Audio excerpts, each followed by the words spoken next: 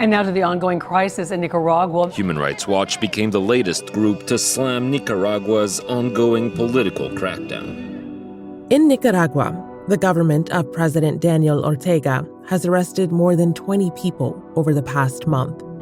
The list includes political opposition leaders, journalists, presidential hopefuls, and businessmen. A scathing report from the Inter-American Commission on Human Rights says the Daniel Ortega government has detained 5 presumed presidential candidates, at least 20 opposition leaders, human rights defenders, and independent journalists. The crackdown in the Central American country has sparked international outrage, with the country's opposition saying Ortega is trying to eliminate any possible challengers ahead of the November presidential election.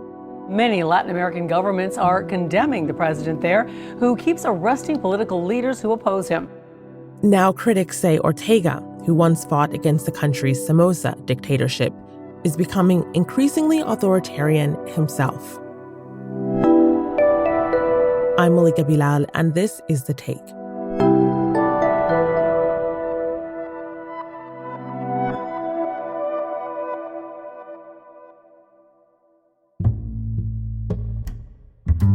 Daniel Ortega has been president of Nicaragua twice, first between 1985 and 1990.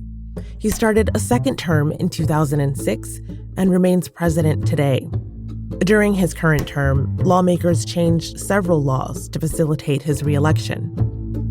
This November, Nicaraguans are scheduled to go to the polls to pick a new president, but there may not be enough candidates to bring people out to vote. To understand more about why, I sat down with Al Jazeera's Latin America editor, Lucia Newman, to explore Nicaragua's present and past. Lucia, the government of Daniel Ortega arrested at least 21 people in June, among them several journalists, 5 presidential hopefuls, 8 political opposition leaders, and 2 businessmen. So what can you tell me about some of these people and why there have been so many arrests? The list of the people who have been arrested is very broad, very surprising. They include some business leaders, banking leaders who have not been, shall we say, cooperative with the government, especially in terms of economic sanctions that have been slapped on by the United States on members of the government, particularly the Ortega family. But it also includes, for example, Miguel Mora, a journalist, a very prominent journalist from 100% News, who is also a presidential hopeful, Cristiana Chamorro, who is the daughter of former President Violeta Chamorro, and who also announced that she was hoping to be a presidential candidate. She is, of course, a member of the more conservative opposition and is linked to the newspaper La Prensa, as is her brother, Pedro Joaquin Chamorro, editor of La Prensa, who's also been arrested, her cousin, Juan Chamorro, who was another presidential hopeful, and the list goes on. But the most interesting, for me, part of all this is the number of revolutionaries, people who fought side by side, comrade in arms of Daniel Ortega during the original Sandinista revolution.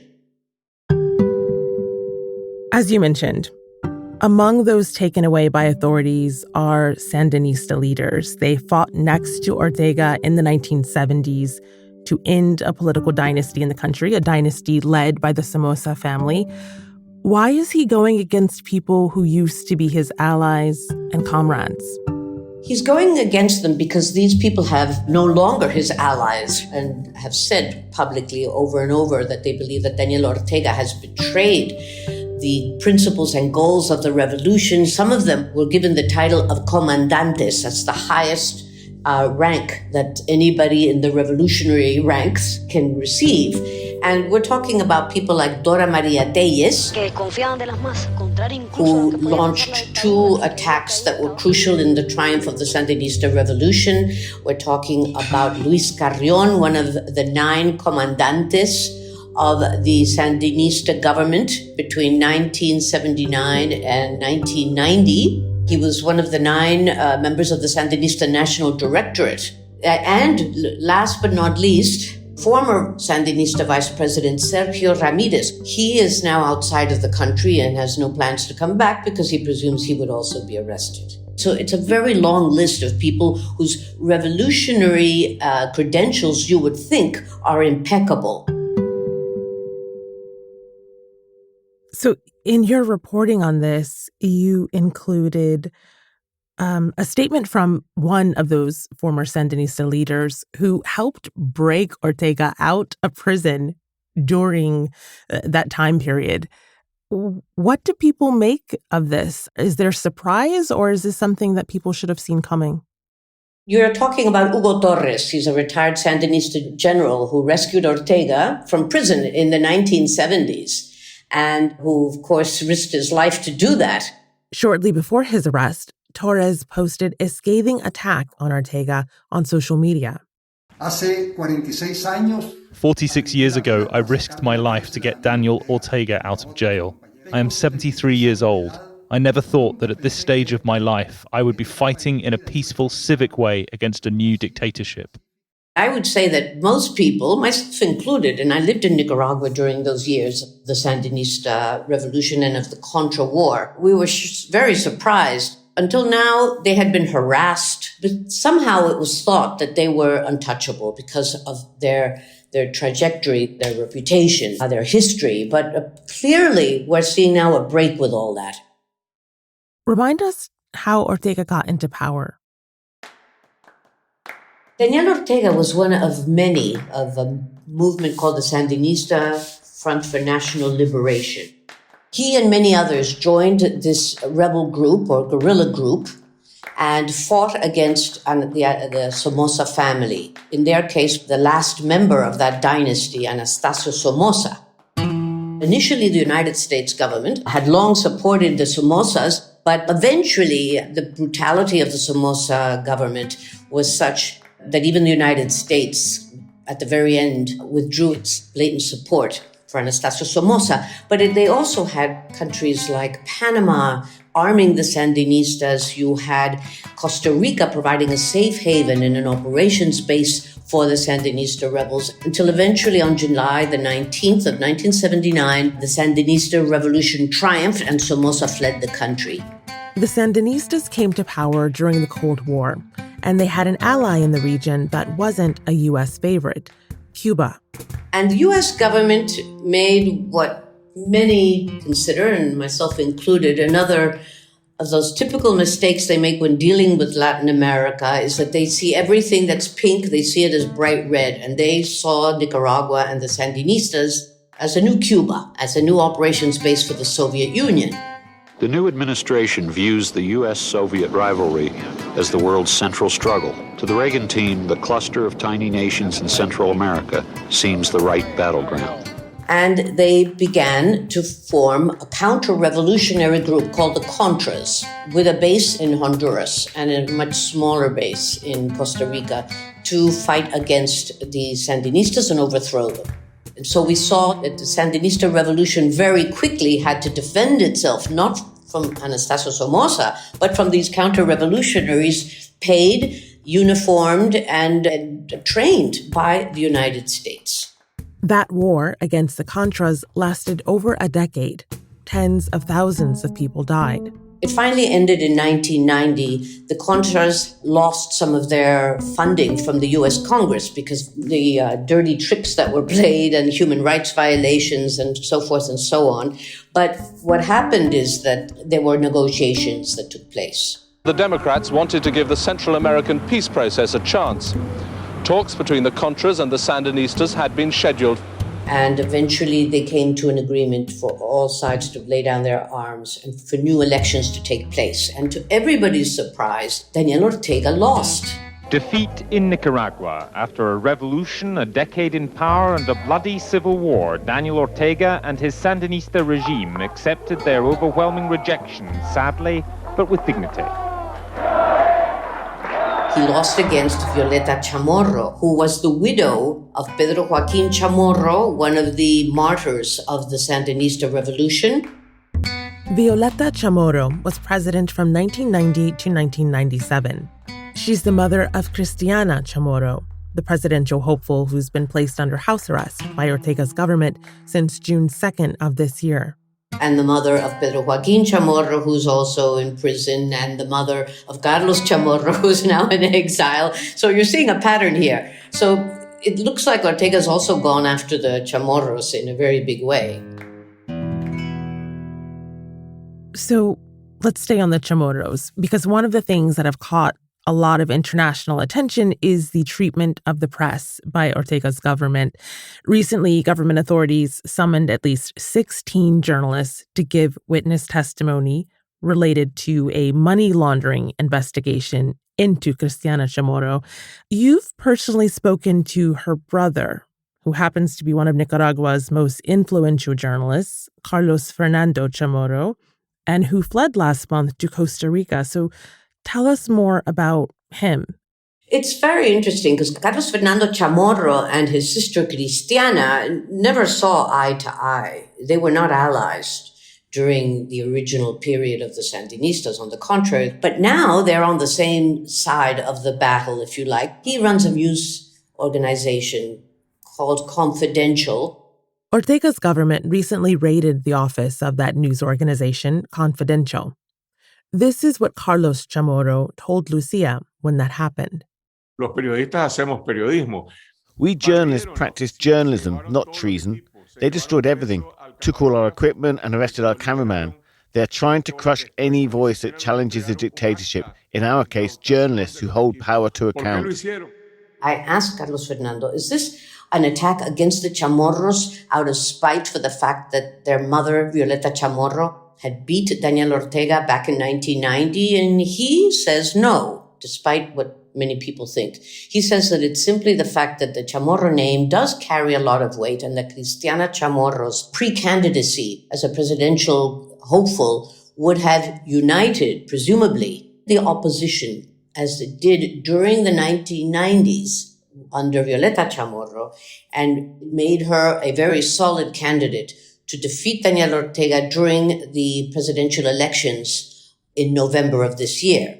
She was charged with something very vague, very odd. She was under suspicion of money laundering for her foundation, which is a foundation that receives money from the United States, from European countries, to fund free journalism. She was also accused of ideological deviation, which is apparently a crime, a very odd name. But that was the first person who was accused of that. So we're talking about people with some amount of influence in the country, the children of former presidents, political leaders, journalists who are prominent.